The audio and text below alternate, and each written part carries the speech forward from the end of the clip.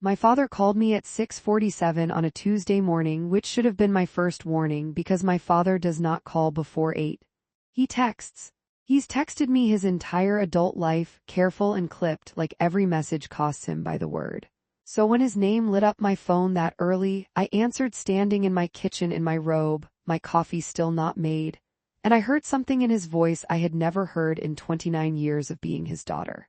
"Where did you get this name?" he said. "No hello, no good morning." "What name, Dad? What are you talking about?" "The paperwork you emailed me last night for the ceremony program, Nathaniel's father's name." "Where did that come from?" I'd sent him a scanned worksheet from our efficient the night before, a simple form asking for the legal names of both sets of parents, so she could read them correctly during the ceremony. I'd asked my dad to double-check the spelling of our own family names, a small, harmless task, the kind of thing you hand off to a parent to make them feel included in a wedding they'd been strangely absent from for 14 months. "It came from Nate," I said. "It's his dad's legal name, Gordon Pruitt." "Why?" There was a silence on the other end of the line that went on long enough that I actually pulled the phone away from my ear to check the call hadn't dropped. "Dad, I need you to hold off sending anything else to the printer," he finally said, his voice tight and strange. "I need to talk to you in person today if you can." "Dad, you're scaring me." "I know," he said. And then quieter, almost like he hadn't meant to say it out loud at all. "I think I've spent the last year finding reasons not to meet him because some part of me already knew, and I didn't want to be right." I want you to sit with that sentence for a second, because it took me weeks to fully understand what it meant. My father had refused, politely but immovably, to meet the man I was going to marry for the entire length of our engagement. 14 months of not this month works crazy, and let's wait until after the holidays. And I'll come to the wedding, Emily, I promise. I just need a little more time. I had spent over a year assuming my father was being stubborn or overprotective, or just quietly disapproving of me getting married at 29 to a man he'd never bothered to have dinner with. I had no idea he'd been avoiding a name. I stood in that kitchen for a long moment after he asked me to come over, staring at the scanned worksheet still open on my laptop screen, at the ordinary black type spelling out a name I'd typed and retyped dozens of times over the past year without once thinking of it as anything other than the man I love's father. Gordon Pruitt, 4 syllables. I must have said it out loud to my father 100 times over 14 months, in passing, in context that had nothing to do with anything. Gordon's coming into town for Nate's birthday. Gordon sent Nate a card, and every single time my father had simply nodded, changed the subject, found a reason to be somewhere else the next time the man's actual son was in the room. Quick thing before I keep going, because I always love hearing this from you. Where are you tuned in from tonight, and what's the weather doing where you are right now? I read every comment, so let me know. Okay. Back to it, because this is where things start getting complicated. My name is Emily Caro. I'm an architect in Seattle, and until that Tuesday morning, I believed my father's reluctance to meet my fiancé was about me, about some old-fashioned notion he had of vetting a son-in-law, or maybe some leftover grief from my mother leaving him years earlier that made him wary of new people entering our small family. What I didn't know yet was that my father had recognized a surname the very first time I'd mentioned it to him, back when Nate and I had only been dating 4 months, and he had spent every day since then quietly, deliberately, making sure he never had to find out for certain if his suspicion was true. To understand how strange that phone call was, you need to understand how normal my father's refusal had felt up until that point, which sounds backwards, I know, but that's exactly how these things work. It never feels like a red flag in the moment. It just feels like your dad being your dad. Walter Caro is 61 years old, owns a steel fabrication company in Tacoma that his own father started in 1971, and has never in his life been what you'd call an open book. After my mother left in 2011, a separation that came with almost no explanation beyond "your father and I want different things now," he became even more guarded, the kind of man who answers "how are you" with "fine" and means it as a complete sentence, not an invitation. So when I brought Nate home for the first time to meet him, back in early spring the year before our engagement, and my dad found a reason to be at the shop that Sunday afternoon instead, I chalked it up to exactly the kind of thing my father does. When I tried again 2 months later, he had a supplier meeting that ran late. When Nate and I got engaged that September, on a hiking trail above Rattlesnake Lake with a ring I still can't look at without smiling, my father hugged me tight on the phone, told me he was happy for me, and then didn't come to the engagement dinner 3 weeks later because of a client emergency at the fabrication shop that, when I checked later, hadn't actually required him to be there in person. 14 months? That's how long the pattern went on. Christmas, he came to my apartment but timed his visit for an hour before Nate arrived and left 20 minutes after Nate got there, citing a headache. A cousin's wedding where Nate and I were both invited. My father attended, spoke to nearly everyone in the room, and somehow never crossed paths with the man sitting 3 tables away, which I only recognized as strange in hindsight, because at the time it just looked like a big room and bad luck. I brought it up with him exactly twice before that Tuesday phone call. The first time, over Thanksgiving, I asked him directly if he had a problem with Nate. He said no, of course not, he just wanted to make sure I was making a good decision, and that meeting him formally felt like a big step he wanted to take seriously, not rush into over a busy holiday. It sounded reasonable enough that I let it go. The second time was in February, 4 months before the wedding, when I finally lost my patience over the phone and told him that if he didn't make time to meet Nate before the wedding, it was going to say something about our relationship that I didn't think either of us wanted said. He went quiet in that same particular way, the way I now recognize as him calculating exactly how much truth he could give me without giving me all of it, and said, "You're right, I'll fix it. Give me some time." He gave himself 4 more months. And then, the week before that early morning phone call, he'd finally agreed to a dinner. Nate's mother Diane, my dad, and me, at a quiet Italian place in Tacoma that Nate had picked because it had a private back room. My father had shown up 15 minutes late, shaken my fiancé's hand with a grip that lasted a half-second too long, and made it through almost the entire appetizer course before Diane mentioned, in the easy, unguarded way you mention things to people you assume are simply new acquaintances, that she'd raised Nate mostly on her own after her ex-husband Gordon left the family when Nate was 14. My father set his fork down very carefully. He said he needed to use the restroom. He didn't come back to the table for 11 minutes, and when he did, he was pale, and he made an excuse about a headache, and he left before dessert arrived. I thought it was strange. I did not think it was the beginning of everything. I want to back up even further, though, because there's a detail I didn't understand the significance of until much later, and I think it's worth including here so you can watch it the way I eventually learned to, with the benefit of hindsight. About 7 months into our engagement, my father and I had a phone call about wedding logistics. Nothing important, seating arrangements, and whether we'd need a second tent for the reception in case of rain.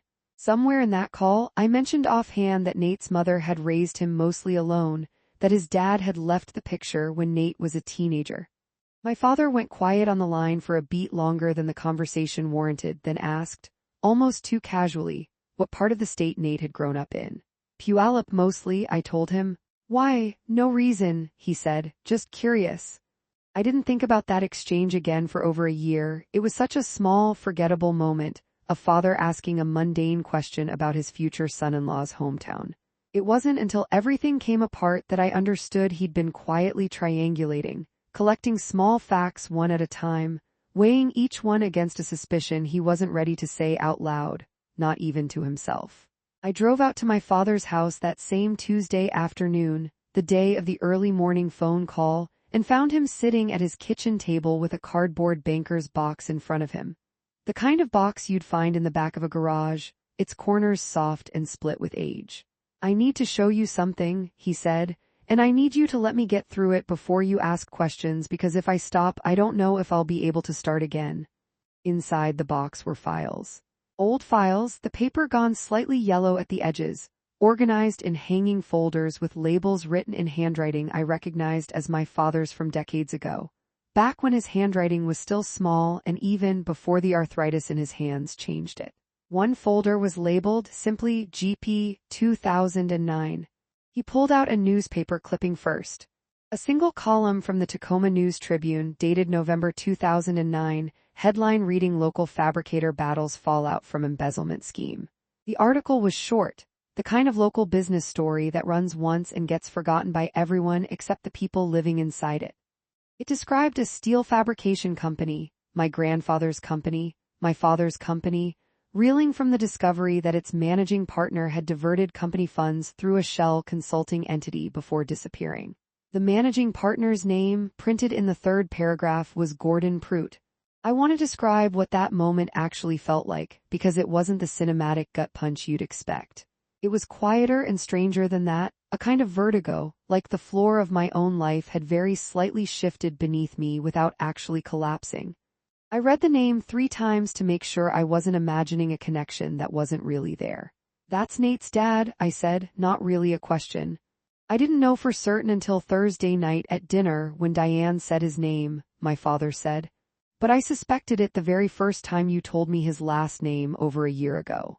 Pruitt isn't a common name, Emily, and you told me he grew up in Tacoma, that his father had left when he was a teenager, some business thing." I heard all of that and I told myself it was probably nothing. A coincidence. There had to be more than one Pruitt family in this part of the state. "So you avoided meeting him for over a year because of a last name?" "I avoided meeting him because I was terrified of exactly what happened Thursday night," he said. "I was terrified that I'd shake his hand and something in his face or his voice or the way he carried himself would tell me for certain that I already knew the answer. And once I knew for certain, I wasn't going to be able to unknow it. I wanted to give you as long as possible with a version of this where I might be wrong." I sat down across from him at that kitchen table and asked him, for the first time in my life in any real detail, what had actually happened in 2009. He got up before he answered, went to the counter, and poured himself a glass of water he didn't drink, which is a thing my father does when he needs his hands to have a job while his mouth does something difficult. He sat back down, wrapped both hands around the glass, and started talking in the flat, careful voice of someone reciting something they've rehearsed alone in the dark more times than they'd ever admit to another person. "Here's what my father told me that afternoon, slowly in pieces, the way people tell you things they've spent a long time not saying out loud.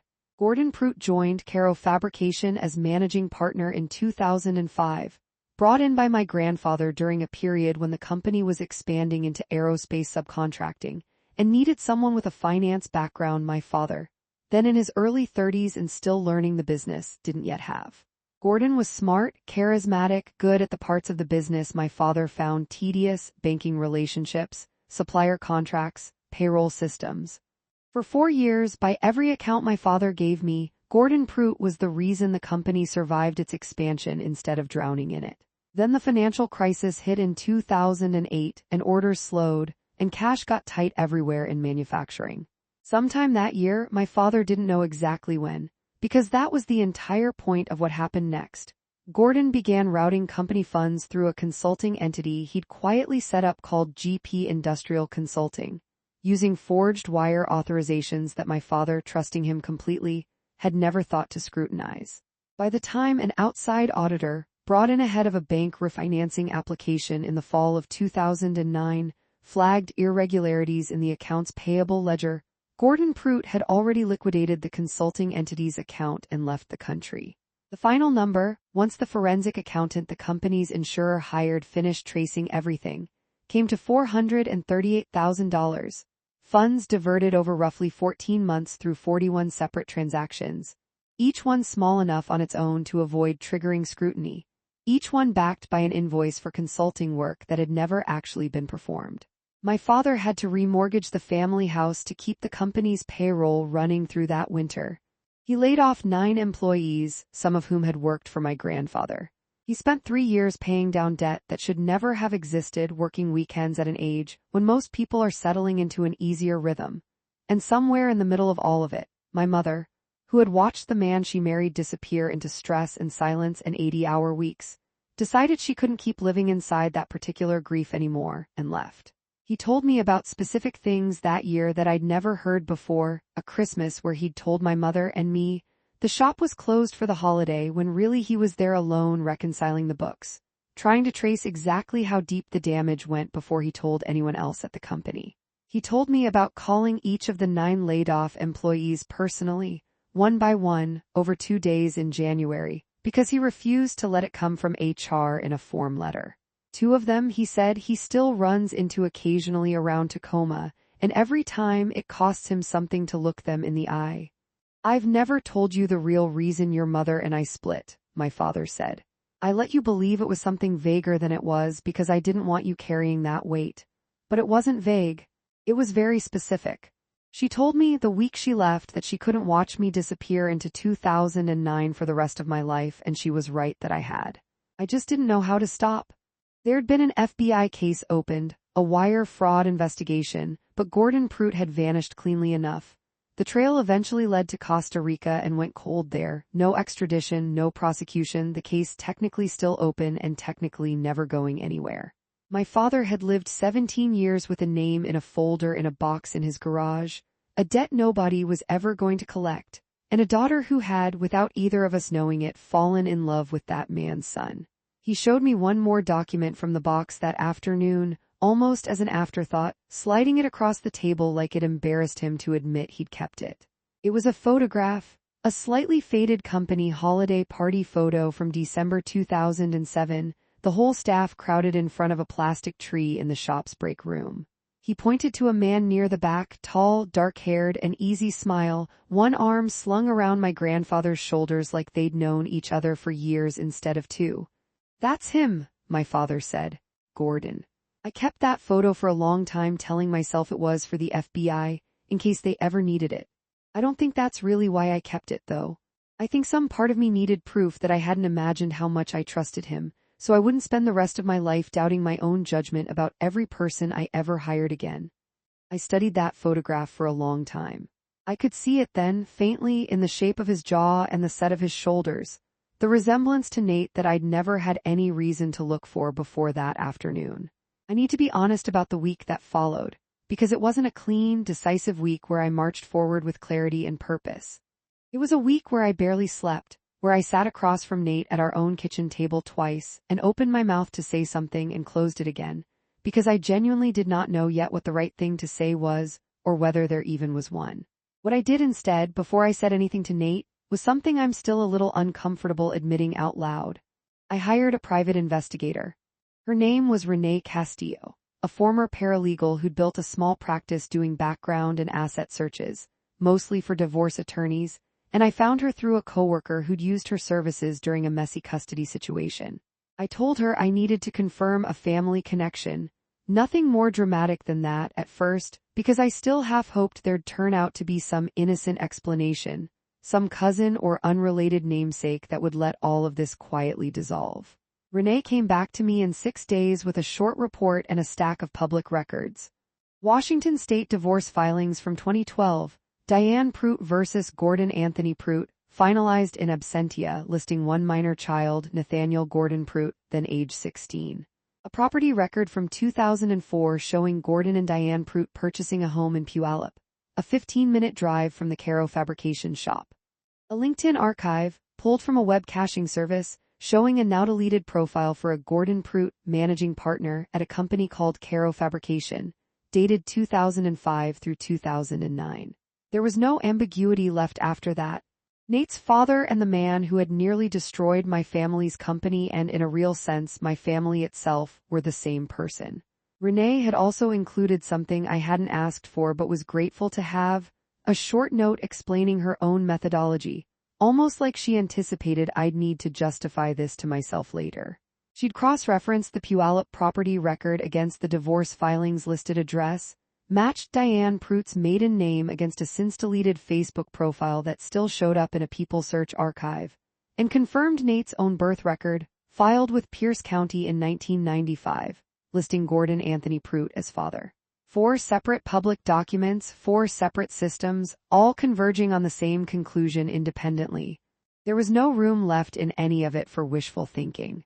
I sat with those documents spread across my dining table for a long time before I called my father to tell him Renee's findings confirmed what he already knew in his gut. He was quiet on the phone, and then he asked me a question I wasn't prepared for. Does Nate know any of this, the real story, I mean, not just that his dad left? I didn't know. And that, more than anything else, was what finally pushed me to talk to Nate, not the confirmation itself, but the realization that I might be sitting on knowledge about his own father that he'd never been given the chance to have. I remember sitting on my couch that night, the folder closed on the coffee table in front of me, feeling something I hadn't expected to feel in that moment. A strange, guilty kind of grief on Nate's behalf, for a version of his childhood he didn't yet know he'd been given a false account of. It's a strange thing, holding information that belongs to someone else's life before they do. I told Nate on a Sunday evening at our apartment, with the documents from Renee laid out on the coffee table between us, because I didn't trust myself to explain it well enough with just words. I watched his face while he read through them, and I want to describe it carefully, because it wasn't the reaction I might have expected from someone hearing that his absent father was, in fact, a fraud who'd stolen nearly $500,000 and fled the country. He looked confused first. Then he looked at one specific line in the divorce filing, the finalization date, and went very still. My mom told me he left because the business he was working for went under and it broke him, and he couldn't handle staying, Nate said slowly. She told me that when I was 17, right before I left for college. She said he sent money sometimes from wherever he ended up, and that it was better for both of us if I didn't go looking for more of the story than that. I never pushed. I figured whatever the real story was, it was probably sadder than what she was telling me, and I didn't want to make her relive it. He didn't go under with a business, Nate. He stole from one. From my dad's company? I watched something shift in his face, not defensiveness, which is what I'd braced for, but something closer to grief arriving 17 years late. The money, he said quietly. The trust, my college fund. The down payment on my condo. My mom always said it came from a settlement my dad worked out before he left, some kind of severance. She made it sound like the one decent thing he did on his way out. Neither of us said the next part out loud yet, but I think we were both already circling it. If that money hadn't come from a severance, if it had come from wherever Gordon Pruitt actually was, and whatever he was actually still doing for a living, then Nate had spent a decade quietly benefiting from money that may have traced, at least in part, back to the same theft that had cost my father his marriage and nearly his company. Nate got up and walked to the window, and I let him have the silence because I understood, watching his shoulders, that he wasn't just absorbing new facts about a stranger. He was watching an entire childhood refile itself in his head, every birthday card that had arrived with a little extra cash in it, every "your dad wanted you to have this for school" from his mother, all of it suddenly wearing a different face than it had worn an hour earlier. I need to talk to my mom, Nate said, finally turning back around. Tonight, I need to know exactly where that money came from. I offered to come with him. He asked me not to, gently, and told me this was a conversation he needed to have with her alone first, before it became something the rest of us were managing together. I understood that. I think, if I'm honest, some part of me was relieved not to be in the room for it. Diane Pruitt agreed to meet my father in person 11 days later, at Nate's request, in the private back room of the same Italian restaurant where the truth had first surfaced. I wasn't sure it was a good idea. My father wasn't sure it was a good idea. But Nate insisted, quietly and firmly, that if this was going to be part of both of our families going forward, it needed to happen honestly, with everyone in the same room, instead of filtered through documents and phone calls. Diane brought her own folder to that dinner, which surprised all of us. Inside were records she'd kept for years, wire transfer confirmations, 17 of them spanning from 2010 to as recently as 3 years ago, ranging from $4,000 to $22,000 each, sent from a private banking entity based in San Jose, Costa Rica, to an account she'd maintained specifically to receive them. Total, across 17 years, just over $187,000. I told myself it was child support, informally arranged, because that's what it felt like to me, Diane said, her voice steady but her hands not quite as steady as her voice. He'd send something every year or two, sometimes more, sometimes less. I used it for Nathaniel's tuition, and later, when he wanted to buy his condo, I gave him what was left as a down payment gift. I never asked Gordon where the money actually came from, because some part of me was afraid of the answer, and a bigger part of me needed it to keep the lights on and keep our son in school. I'm not proud of not asking harder questions, but I was raising a 14-year-old alone on a receptionist's salary, and the money showed up and I used it. She went on, quieter now, filling in details none of us had asked for but all of us needed. The first transfer had arrived 8 months after Gordon disappeared. No note, no return address beyond a bank routing number, just $6,200 landing in an account she'd nearly closed out of spare hope he might one day try to make contact. She told us she used to imagine in the early years that the money meant he was planning to come back, that it was a kind of installment plan toward an eventual homecoming that never arrived. Somewhere around year 4, she said, She stopped imagining that and started simply treating the transfers as what they practically were. Irregular, unreliable, but real support for a son who deserved better than what either of his parents had actually managed to give him. I used to tell myself I'd explain everything once Nathaniel was old enough to really understand it, Diane said. Then he turned 18, and I told myself I'd wait until he was more settled. Then he turned 25, and I told myself the same thing again. There was never going to be a good time to tell my son his father was a thief instead of just a coward, so I kept choosing the version that let both of us sleep better. My father listened to all of this without interrupting, and when Diane finished, he didn't say what I half expected him to say. He didn't accuse her of anything. He asked her quietly whether she'd be willing to share those wire records with a lawyer. "I'm not trying to punish your son for something his father did," my father said, looking at Nate now, not at Diane. "I believe you didn't know. I believe Emily believes you didn't know, and I trust her judgment about people more than I trust almost anything else in my life at this point.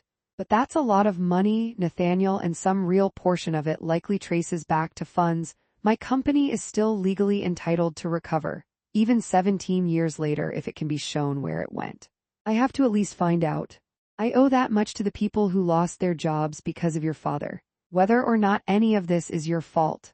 This is the part of the story where things stopped being just emotionally complicated and started being legally complicated too, which is its own particular kind of stressful. Because suddenly there were people in suits involved, and phone calls that needed to be scheduled instead of just had, and everything moved slower and felt more serious.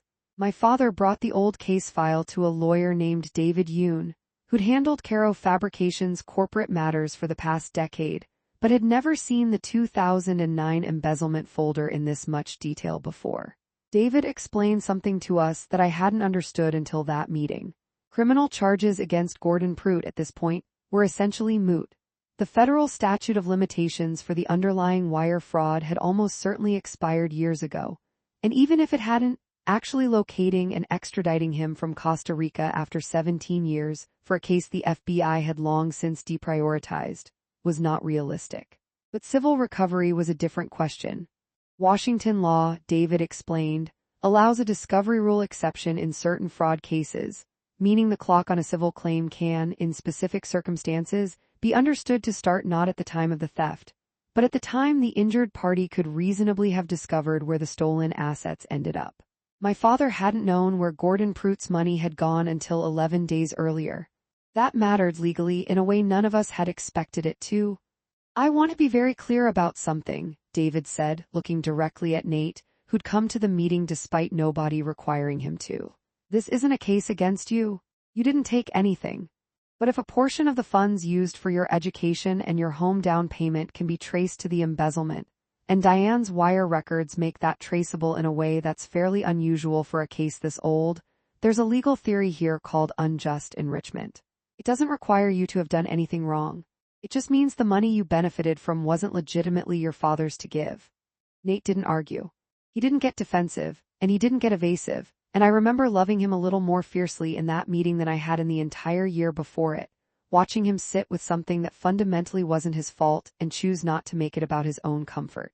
"What would it look like," he asked, "if I wanted to make this right without turning it into a lawsuit against my own mother?" David explained that there were really two separate tracks that needed to be kept apart. Diane's own liability, which was minimal to non-existent, since she'd received the transfers in good faith and had no reasonable way of knowing their origin, and Nate's, which was a narrower but more direct question of whether funds that had passed through to him specifically, the tuition payments, the down payment gift, could be traced closely enough to trigger a claim. My father made clear more than once in that meeting that he had zero interest in pursuing Diane for anything. "She raised a kid alone on money she was told was legitimate," he said. "I'm not in the business of punishing people for trusting the wrong man. God knows I did the same thing for 4 years." That comment landed harder in the room than I think my father intended it to. It was the first time I'd heard him draw a straight line between what Diane had done, trusting Gordon, using his money, not asking too many questions, and what he himself had done for years as Gordon's business partner. I think it was the moment my father stopped seeing this entirely as something that had been done to his family, and started seeing it, at least partly, as something Gordon Pruitt had a particular skill for doing to everyone who ever got close enough to trust him. What it looked like over the following 4 months was slower and less satisfying than any version of this story you'd see in a movie. And I think that's worth saying plainly, because the real version of justice almost always is. David Yoon and my father's insurer worked with Diane's own attorney to calculate what portion of the 17 wire transfers could reasonably be traced to embezzled funds versus Gordon's legitimate earnings abroad. Since it turned out, through banking records Diane's lawyer subpoenaed with her cooperation, that Gordon had, in fact, built a modest consulting business of his own in Costa Rica over the years, meaning not every dollar he'd sent home was tainted money. The process involved a second forensic accountant, a woman named Priya Nair whom David brought in specifically because of her experience tracing offshore transfers, and her report took nearly 6 weeks to complete, cross-referencing wire dates against known patterns in Gordon's Costa Rican business filings, which Renee had also managed to locate through an international corporate registry search.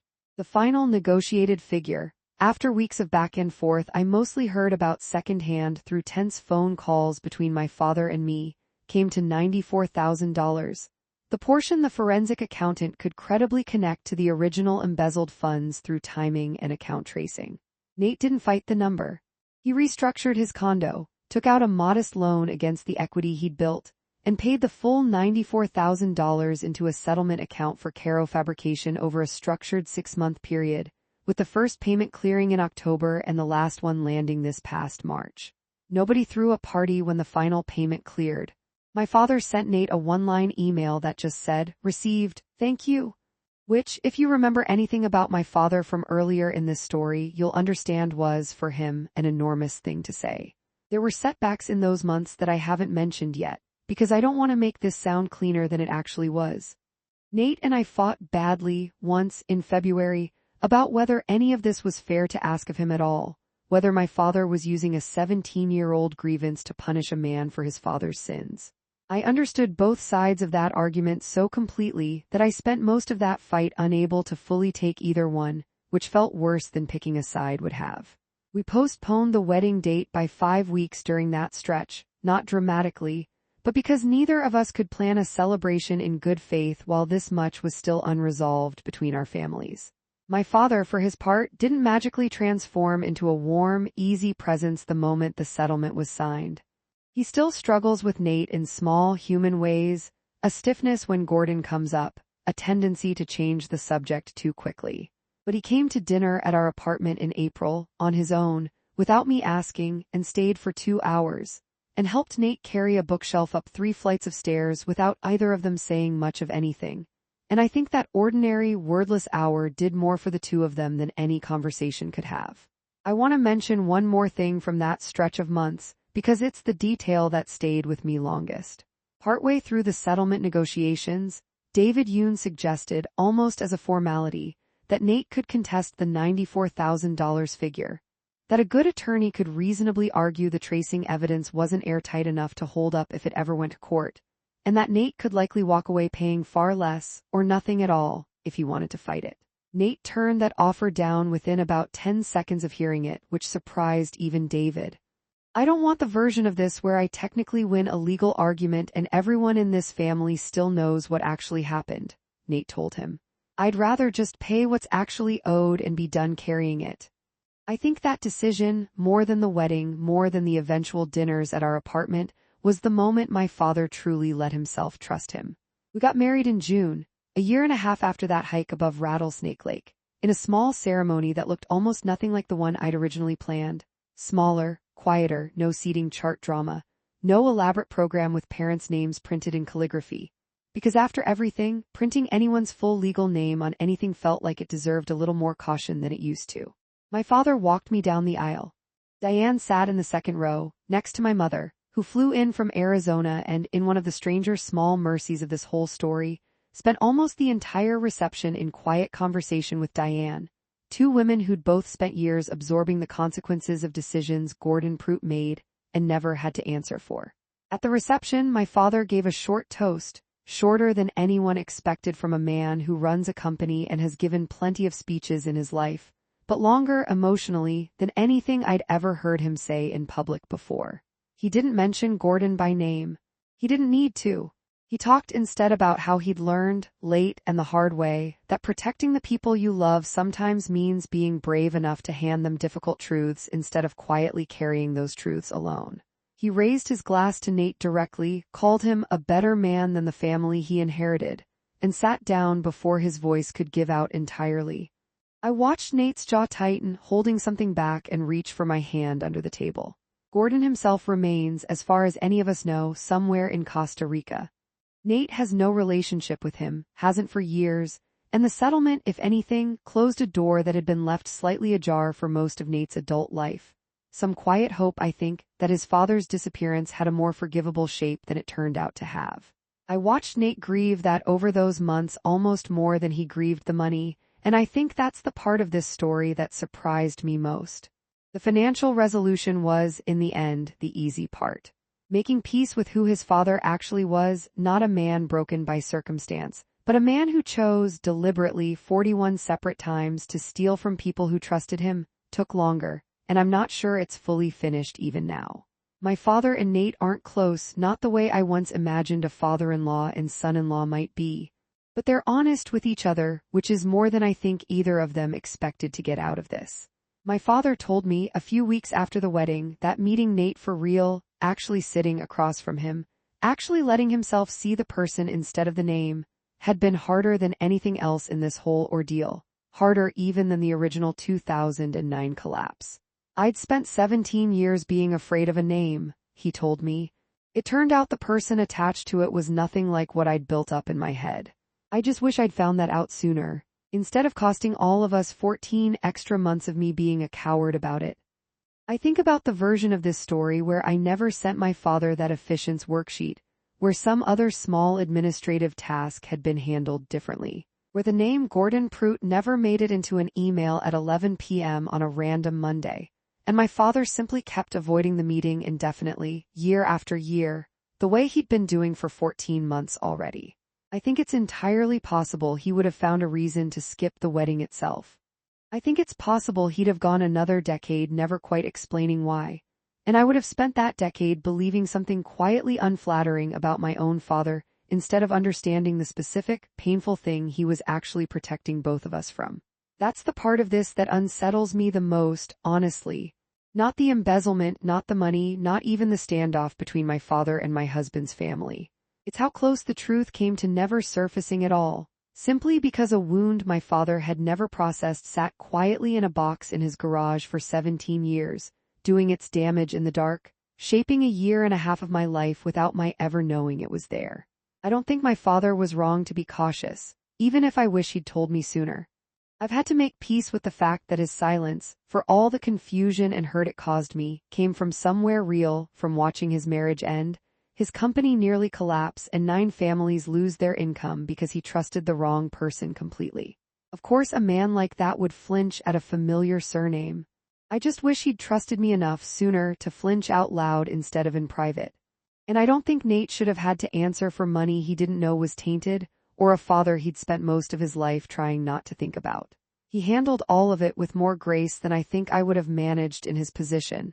And if anything, watching him choose accountability he technically didn't owe anyone taught me more about the kind of man I'd married than any of the easy 14 months before the truth came out ever could have. There's a version of this story where I'm angry at my father for the entire length of this piece, and honestly for a few weeks in there I was. I remember one night in particular, about 3 weeks after the initial phone call, sitting on my bathroom floor at 11 at night, furious at him for making my engagement quietly miserable for over a year rather than simply telling me what he suspected the very first time he suspected it. I called my mother that night, which we don't do often, and she said something that stuck with me. Your father has never once in his life told anyone a hard truth before he was completely certain of it, she said. It's the same instinct that made him a good businessman and a difficult husband. I don't think you get to have one without the other. I didn't fully forgive him that night, but I understood him a little better, and understanding turned out to matter more than I expected it to. If there's a lesson in any of this, and I've genuinely tried not to force one, because real families rarely wrap up as neatly as a story wants them to, I think it's this. The people who love us don't always explain themselves well, especially when what they're protecting us from is something they've never fully processed themselves. My father's silence looked, for over a year, like judgment. It was actually grief wearing judgment's clothes, and I couldn't tell the difference until I finally had the whole picture in front of me. I've also learned that inheriting the consequences of someone else's choices doesn't have to mean inheriting their character. Nate spent a decade unknowingly living inside the aftermath of his father's theft, and when he finally understood the shape of it, he chose honesty and repair over defensiveness, even though almost nobody would have blamed him for looking away the way his own mother had for years out of necessity and fear. We still don't talk about Gordon Pruitt much in either family. His name comes up rarely, and when it does, there's a small, careful pause before anyone says anything else, not painful exactly anymore, just present, the way old scars stay present even after they've stopped hurting day to day. I think that's honestly the most realistic ending I can offer you. Not a triumphant confrontation. Not a villain brought to justice in some dramatic courtroom scene. Just a family, two families really, slowly learning to be honest with each other about something that had been quietly shaping all of us for far longer than any of us had realized. My father still keeps that banker's box in his garage. I asked him once why he hadn't thrown it out, now that the settlement's been paid and the case is, as much as it's ever going to be, closed. He told me he keeps it as a reminder, not of what Gordon Pruitt did to him, but of what happens when you let fear decide what you say and don't say to the people you love. I think about that more than I expected to, especially on the nights when Nate and I sit at our own kitchen table, the same kind of table where all of this eventually came out into the open, and I find myself grateful in a complicated, unglamorous way that it finally did. Sometimes I think about the efficiency worksheet that started all of it, such an ordinary document, a form built for nothing more dramatic than making sure a wedding officiant pronounces the right names correctly during a ceremony. I still have the original email chain saved, somewhere in my archive, the one where I asked my father to just double-check the spelling. I don't know if I'll ever delete it. It feels like the kind of thing that deserves to stay findable, in case I ever need reminding of how much can be sitting quietly inside the most unremarkable piece of paperwork, waiting for someone to finally read it closely enough. If Nate and I have kids someday, I don't know yet how much of this story we'll tell them, or when, or in what order. I used to think the goal was to make sure nothing like this ever happened again in our family. No more secrets held too long, no more silences mistaken for judgment. I've since revised that goal into something smaller and more honest. Not that we'll never keep anything difficult to ourselves for a while, because I don't think that's realistic for anyone, but that when we finally do say the hard thing out loud, we say it to each other directly at a kitchen table, instead of letting someone else stumble into it by accident, the way I did at 6:47 on an ordinary Tuesday morning.